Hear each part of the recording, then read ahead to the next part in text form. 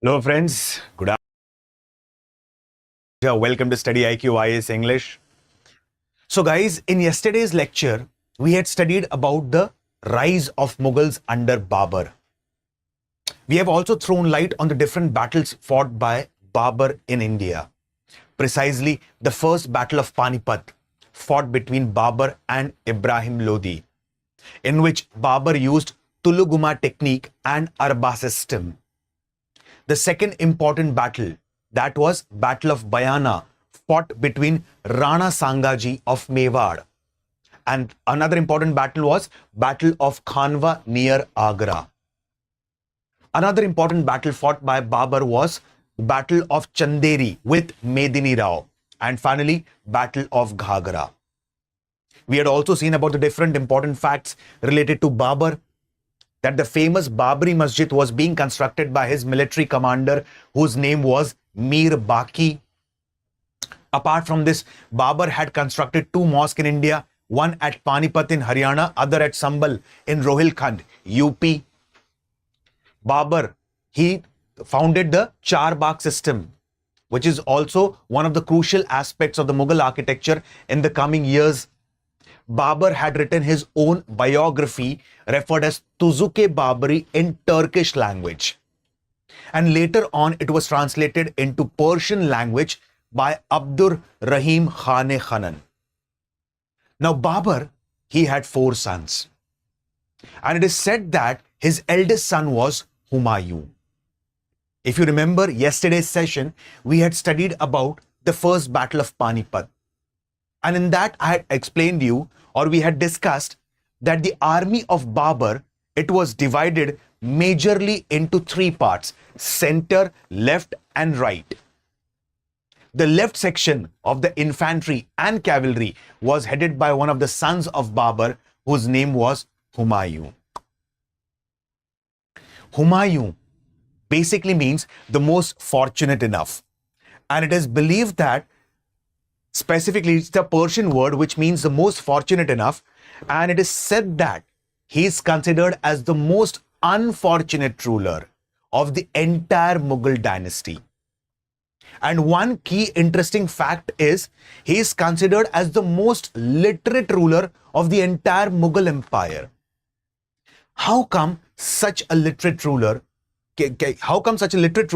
be defeated by a person referred as Sher Khan?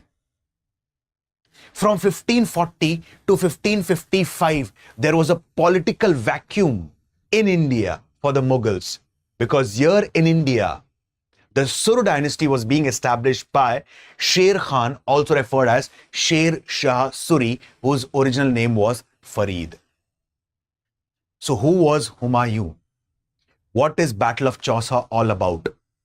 What is Battle of Biligram and Kannauj? How did Humayun spend his days in exile? In today's video, we are going to explore all these aspects.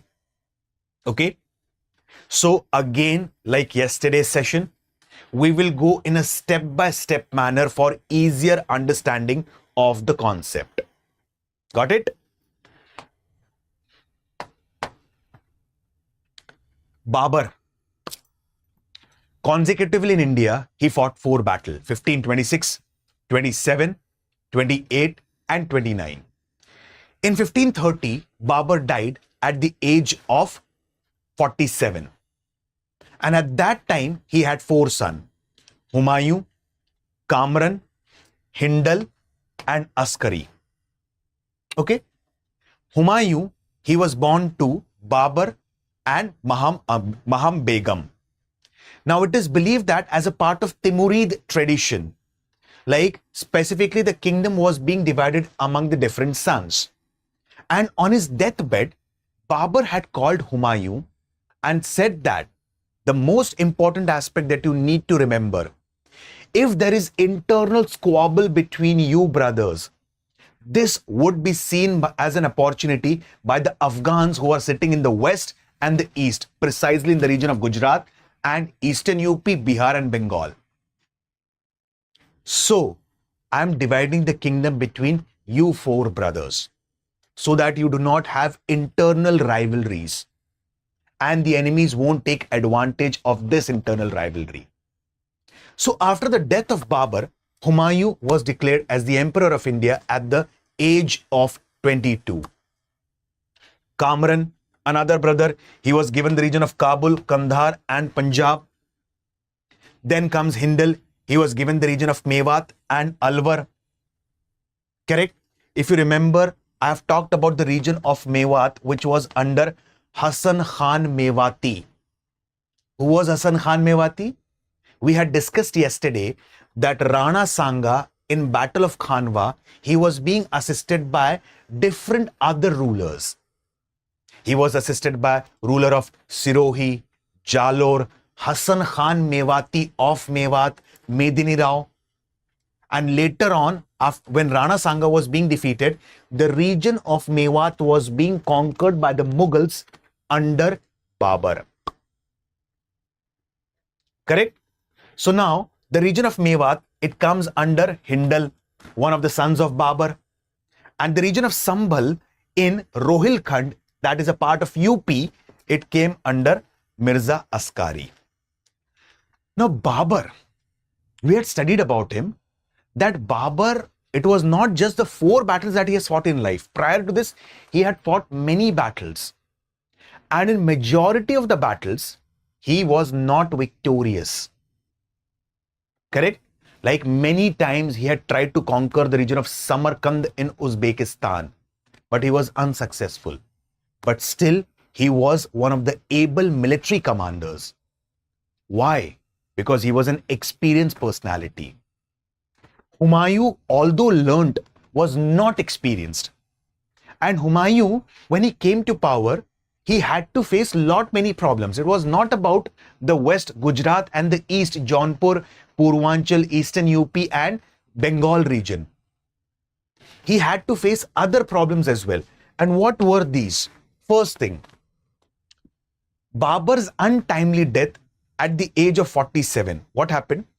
Babur, he had fought many battles in India, but he could not consolidate his empire. True, Battle of Panipat, he emerged victorious.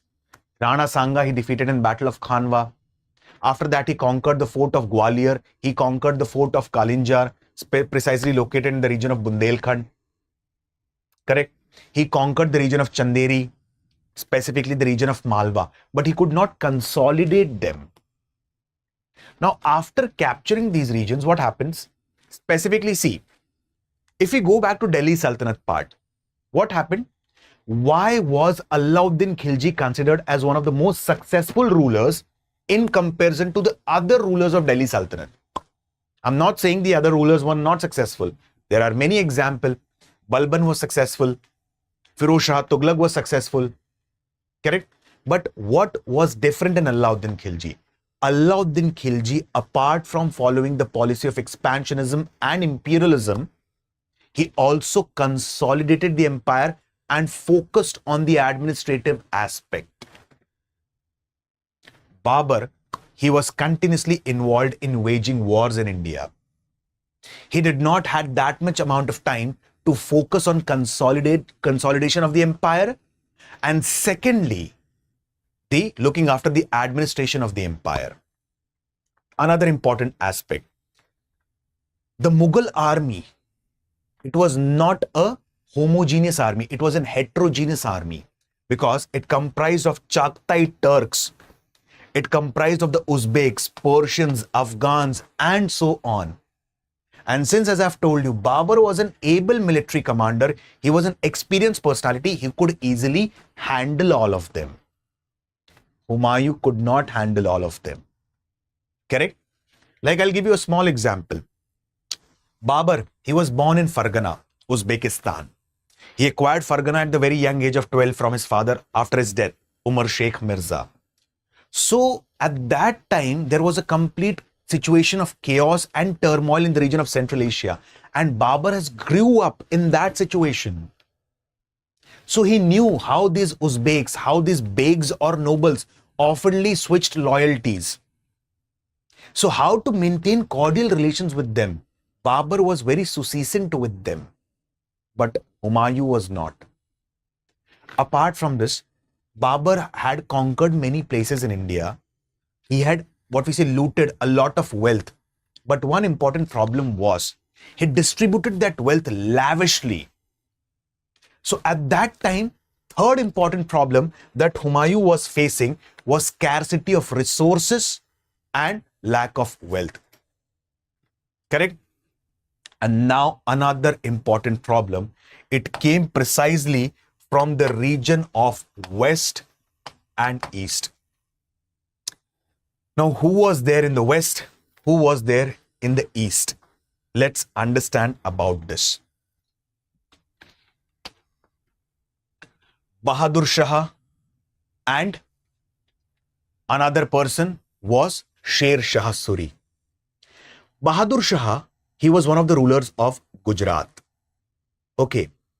And he was also an Afghan. In the East, specifically, particularly around the region of Bengal, around the region of Eastern UP, also referred as Purvanchal, and Bihar, there was Sher Khan, also referred as Sher Shah Suri or Farid. So in that case, these two posed major challenges continuously. For whom? Continuously for this person Humayun. Now, initially Humayun was able to crush this person, Bahadur Shah. But later on, he also lost the many regions of Gujarat and Malwa to Bahadur Shah. How? Let's focus upon this. My friends, please listen to me. Hope you are understanding the concept. Did you understand how Humayun came to power after death of Babur? Correct? How Babur divided the kingdom among his 4 sons? Apart from Bahadur Shah in the west, that is Gujarat, and Sher Khan or Farid in the east. Okay? Babur also faced many problems like scarcity of resources, lack of wealth, how to manage the administration and consolidate the empire, how to manage the nobles. Hope you understood this. Okay. Now, we'll try and understand how initially Humayun was successful in managing Bahadur Shah, who was the ruler of Gujarat. Okay. But in that case, one thing should be noted. Akbar became successful because of his opportunistic abilities. Babur became successful because of his policy of opportunism. I gave you a simple example. Babur was invited to India by Alam Khan, Daulat Khan Lodi. Babur took the advantage of the situation of turmoil in India and he attacked. Correct? Akbar, he knew that he is not that powerful to fight with what we say the Rajputs rulers. So in the coming years, he will come up with the policy of matrimonial alliances. Akbar had many Rajput wives. Correct? Humayun should learn these aspects. Now what happened? Humayun was ruling in the region of Delhi. Bahadur Shah, he was ruling in the region of Gujarat. Bahadur Shah, he was following the policy of imperialism or expansionism. Try and understand this concept, very important one. He was following the policy of imperialism or expansionism.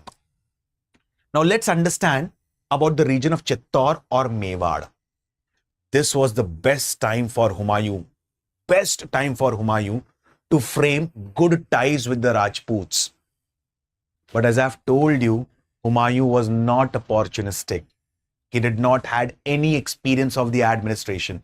Now how? Let's understand. We had seen about Rana Sanga. Now, I'll give you a short snippet about this. The rulers of Mewar are oftenly referred as Maharanas, not Maharajas. Like Bappa Rawal, he was the founder of Guhila dynasty, also referred as Sisodia dynasty. This dynasty has seen great warriors in the form of Maharana Kumbha, Maharana Sangram Singh, also referred as Rana Sanga. In the coming years, Maharana Pratap and his son Amar Singh. Now, it is believed that Rana Sangaji, he was son of Rana Raimal. Rana Raimal had 4 sons, Prithviraj, Jaimal, Shesh and Sanga. After death of Rana Raimal, the elder son Prithviraj, he was so hungry for power that he fought with Rana Sanga, and it is said that Rana Sanga lost one of his arm and one of his eyes. After some time, Rana Sanga came to power. He had fought battle with Babur, and in Battle of Khanwa, he got very badly injured. Historians believe that one of his supporter betrayed him, whose name was Silhadi Tomar, and he was taken away from the battlefield. After some time, Rana Sangaji again had a plan to attack Babur, but he was being poisoned by his own nobles around 1528. Okay. Rana Sanga had an elder son, Rana Ratan Singh. Okay. And Rana Ratan Singh came to power now. Rana Ratan Singh was being assassinated by his own uncle, whose name was Banbir. He was being succeeded by his brother, whose name was Rana Vikram Aditya Singh. Okay. Now what happened further? Let's understand. I have told you that Bahadur Shah, he was following the policy of imperialism. He was following the policy of expansionism. So, from the region of Gujarat, he was moving upwards to the region of Rajputana, Chittor, Rajsamand, Bhilwara, Udaipur. Correct? So, Bahadur Shah was moving in the upward direction. And at that time, the ruler of Mewar was Rana Vikram Aditya Singh. Okay. This was the best time wherein Humayun could have forged alliances with the Rajputs. And in that case, these Rajput rulers could have supported the Mughals in the coming year, precisely Humayun against the Afghans. How? Uday Singh, he was the fourth son of Rana Sanga and Karnavati. Okay? And he was sent to Bundi for safety at that time. Now, Rani Karnavati, at that time, what did she do? She sent Rakhi. Recently, what we say festival of Raksha Bandhan has been completed. So, she sent Rakhi to whom? Humayun. Why she sent Rakhi to Humayun? Because she considered Humayun as a brother, and in that case, she sought help from Humayun that Bahadur Shah has attacked the region of Chittor. And in that case, what will happen? Humayun will come and save whom? Save the region of Chittor, save the region of Mewar from the yoke and from the brutality of Bahadur Shah. This was the best opportunity that Humayun actually missed. He could have forged alliances with the Rajputs against Bahadur Shah. And in the coming year, the Rajput rulers would have helped him, the Humayun, in every battle against the Afghans. Bahadur Shah attacked the region of Chittor. He plundered the region of Chittor. He created a massacre in the region of Chittor, and Humayun did not help. Even though Rani Karnavati ji, she had sent Rakhi to Humayun. Okay? At this particular point of time, Rani Karnavati and many of the, what we say, females, many of the women of this region committed Johar. This person, he captured the region of Chittorgarh. Now, how did Humayun, he come into conflict with Bahadur Shah? Now, Humayun had a brother-in-law whose name was Mehdi Khwaja. And Mehdi Khwaja, he was aspiring for the throne of Delhi. Excuse me. Humayun, how he came in conflict with Bahadur Shah? Humayun had a brother-in-law whose name was Mehdi Khwaja. Okay? Mehdi Khwaja was aspiring the throne of Delhi. And at this particular point of time, what happened? Mehdi Khwaja, he ran away from Delhi and he was given asylum by Bahadur Shah. When Bahadur Shah was asked that please surrender Mehdi Khwaja to Humayun, he denied. Obviously, Humayun is going to come into conflict with Bahadur Shah, the ruler of Gujarat. Got it? I have told you, first of all, this person, Bahadur Shah, followed the policy of expansionism, conquered the region of Chittor. Rani Karnavati was not being helped despite she sent Rakhi to Humayun. This region was being plundered. Rani Karnavati, along with many women, committed Johar, that is self-immolation. Okay. Now, how did Humayun came into confrontation with Bahadur Shah? There was a brother-in-law whose name was Mehdi Khwaja. Okay. Now, at this time, he aspired the throne of Delhi and he was given asylum by Bahadur Shah. And now, he denied surrendering Mehdi Khwaja. Okay. Now, what happened further? Bahadur Shah, he had captured many regions such as Raisen, Chanderi, Chittor, Mandsaur. Now, as I've told you about the geographical distribution of the entire region of MP, Madhya Pradesh. Like Madhya Pradesh, it is divided into 3 to 4 geographical units. Okay, like northern part is called as Bundelkhand, southern part is called as Nimad, western part is called as Malwa, eastern part is called as Baghelkhand. So Neemach and Mandsaur, these are the places which are extension of the Malwa. Okay. So after capturing these places such as Raisen, Chanderi, Chittor, this person started moving towards Mandsaur. Who? Bahadur Shah.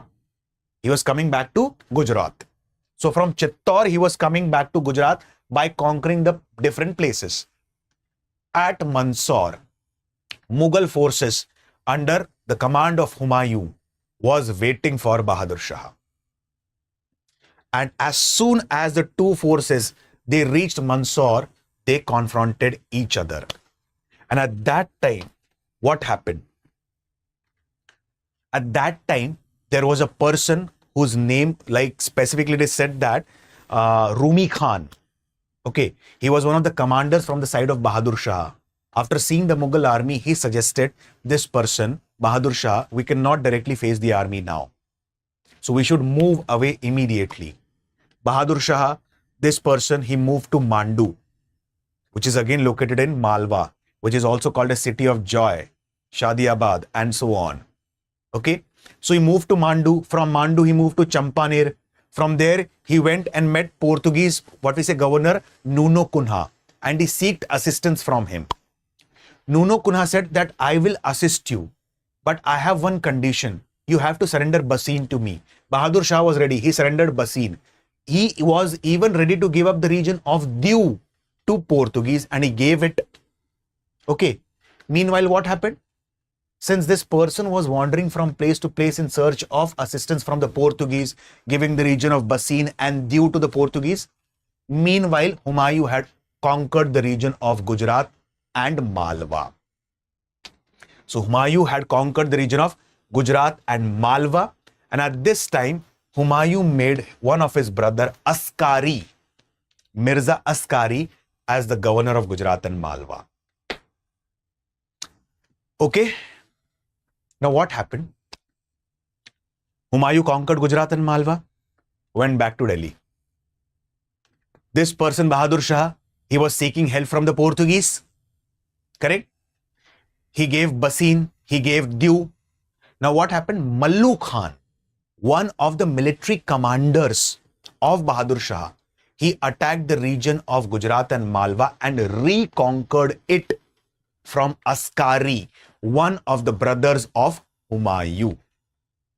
So although Humayun initially gained control over Gujarat and Malwa, but very soon he lost it. Why? Inefficient administration. He could not sustain that region. Okay. After conquering the region of Gujarat and Malwa, Bahadur Shah again gained the confidence. And at that time, Bahadur Shah, he challenged the Portuguese that I had surrendered you Bassein and Diu. Give me back the region of Diu. Portuguese denied. He was ready to fight a battle with the Portuguese. Many historians believe that he was like he drowned while swimming, or probably he was being killed by drowning by the Portuguese. So Bahadur Shah died in this manner. Hope you understood what was the challenge posed by Bahadur Shah in the West, who was an Afghan, against Humayun. Did you understand the things? Okay.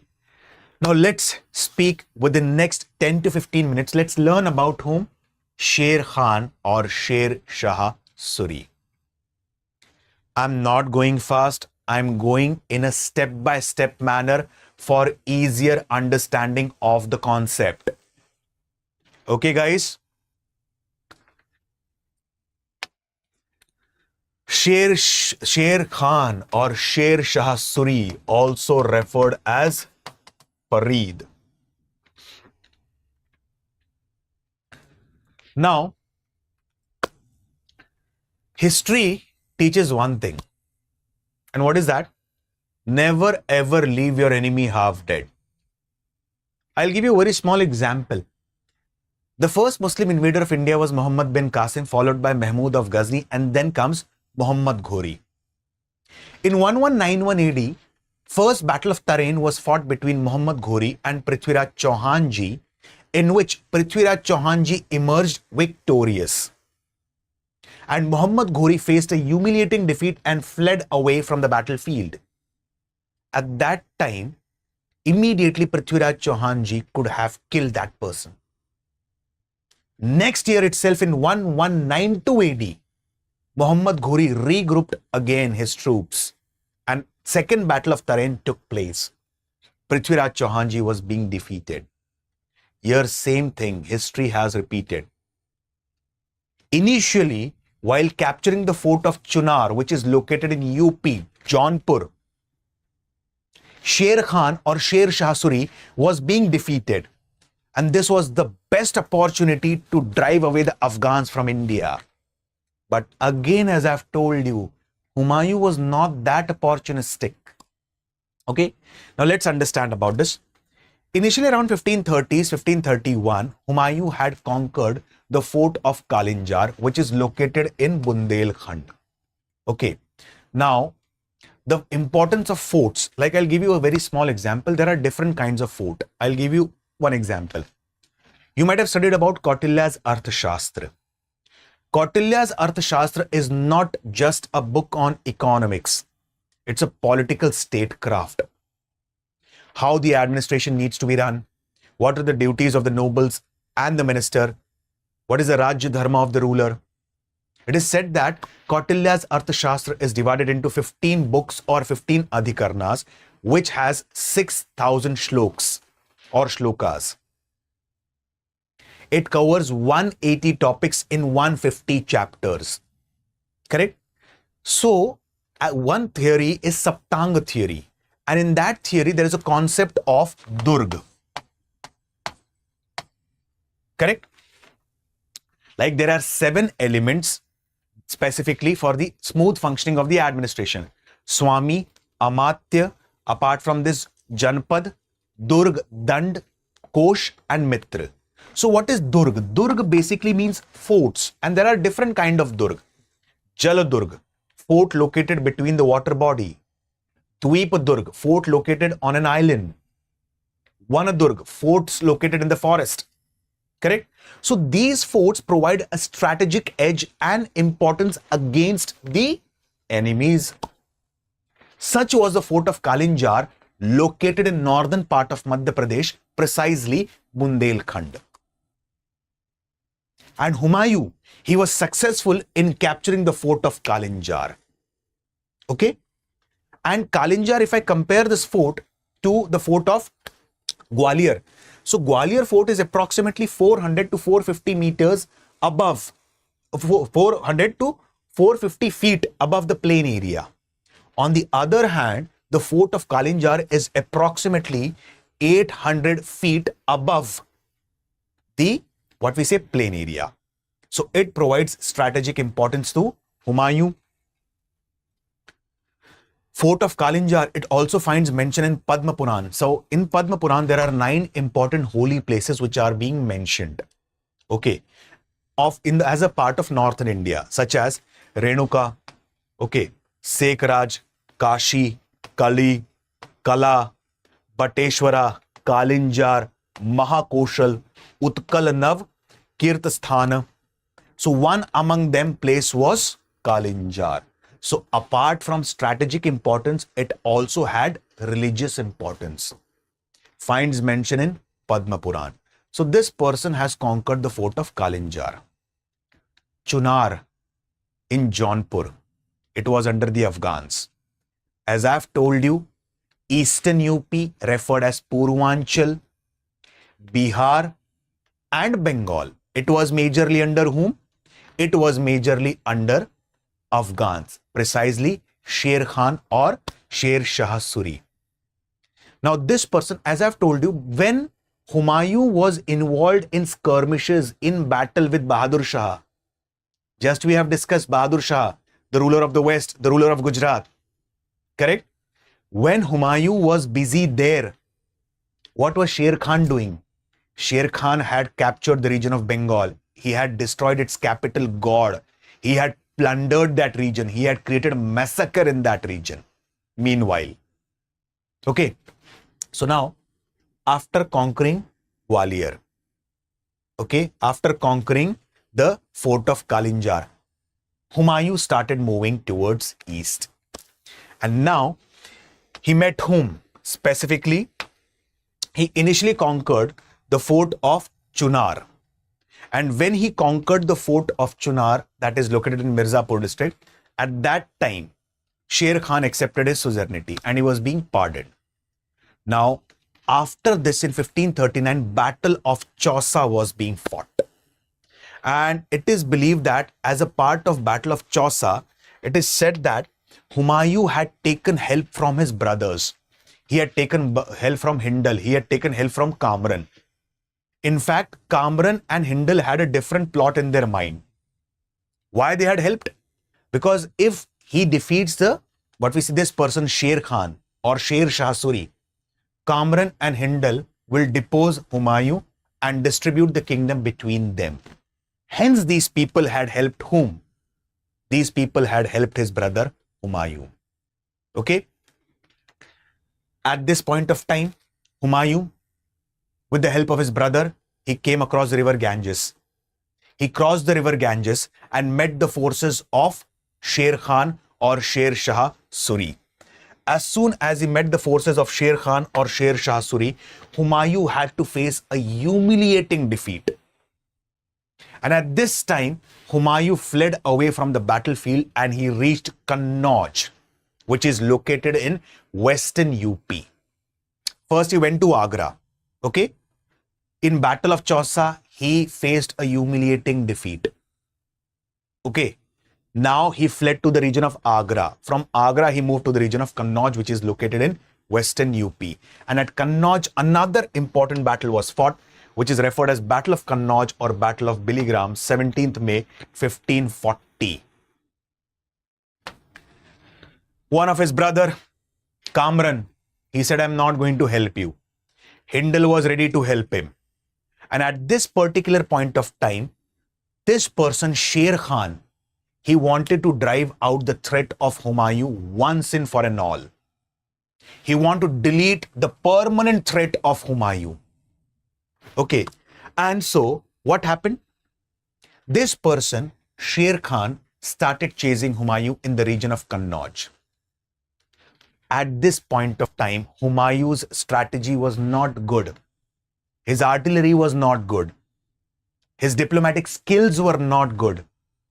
How we had seen, how was Babur successful? Babur had deployed Tuluguma technique. He had divided the army into three important parts: center, left, and right. In that too, the left forward, left, what we say, reserve. In forward, he had cavalrymen. Here, there was no proper strategy. And that provided again a winning edge to Sher Khan, who captured the region of Delhi and Agra and finally laid down the foundation of the most important dynasty from 1540 to 1555, which is referred as Sur dynasty. For the coming 15 years, there was political vacuum from the side of Mughals. And there came the Sur dynasty into power. Battle of Chausa was not in favor of Humayun. 1539. 40. The Battle of Biligram or Kannauj again was not in favor of Humayun. So where did Humayun go? He fled away in the Battle of Chausa. He reached Agra. Kannauj also he lost. He fled away from there. Where did he go? He went to Sindh. What did he do in his exile at Sindh? For the next 15 years, Sher Shah Suri, he ruled over India. Not 15 years, we can say. The entire Sur dynasty ruled for the next 15 years. Okay? Tomorrow's session, we are going to understand about the Sur dynasty, what happened after Sur dynasty, and what happened in the exile, precisely to the Humayun. Hope you understood Humayun. Okay? I have covered specifically through the Babur. We have covered specifically the Humayun. Okay? I'm not moving faster. I'm going in a gradual, step-by-step manner for easier understanding of the concept. So hope the rise of Mughals under Babur was clear, and I hope today's short session of Humayun is also clear. Okay, guys? So, guys, StudyIQ IS has come up with 47% off on all the courses. I'm not speaking about just UPSC. Okay? All the courses, that is UPSC, English and Hindi, Judiciary, State PSC, as a part of Independence Day sale. And this sale is valid only till 15th of August 2025. To avail the benefits of this sale, you can use the code that is flashing on your screen. That is Alok Live. I repeat the code Alok Live. Okay, guys. So hope you understood the session. Tomorrow, I'll be coming up with a video on Sher Shah Suri. So guys, please keep on revising the concept. We'll see you guys tomorrow.